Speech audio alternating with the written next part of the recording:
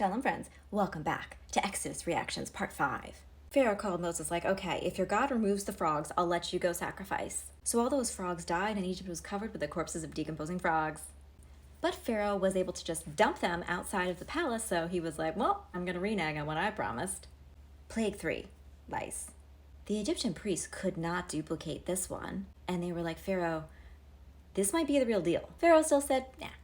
So that's how they got Plague 4. Dangerous wild beasts running everywhere except for Goshen, where the Israelites lived. And Pharaoh says, fine, just don't go very far, and also, can you help me? There's a lion menacing me in my bathroom. But once the plague stopped and the lion had left the bathroom, Pharaoh was like, out of sight, out of mind. You're staying, and I wasn't actually that afraid of that lion anyway. Plague 5, death of the livestock. Plague 6, another one, thank you.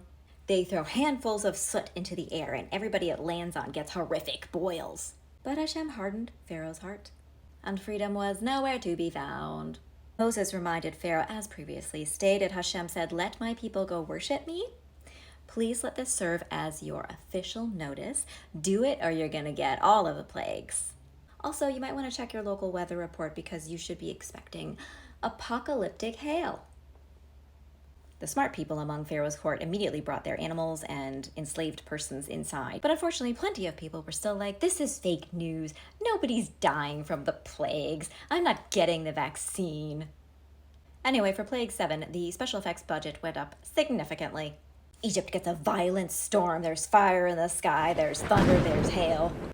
Except in Goshen. Pharaoh finally says the words, very quietly. Okay, I was wrong. I'm sorry. I disrespected your God. Please stop this extreme weather phenomenon. I'm pretty sure it's not supposed to happen until the 2000s after humanity has completely trashed this planet. It's too soon now. But, big shock. When the weather calmed down, Pharaoh became stubborn again and refused to let them go. Hashem says to Moses, see, I'm doing this so that you'll have this great story to recount to your children and your grandchildren how I made an example of the Egyptians. Now go tell Pharaoh that I hope he likes Plague 8. Spoiler alert, it's the locusts.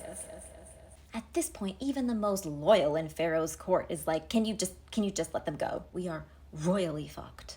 And Pharaoh says to Moses and Aaron, fine, the men can go. But they're like, nope, no Israelite left behind. Deal breaker for Pharaoh, so locusts it is. They cover everything. And Pharaoh says, oops, I did it again. Can you help me and I'll let you go? Same routine as usual. As soon as the locusts were gone, however, Pharaoh flip-flopped his way right into the 9th plague. Except in Goshen, Egypt was covered in total darkness.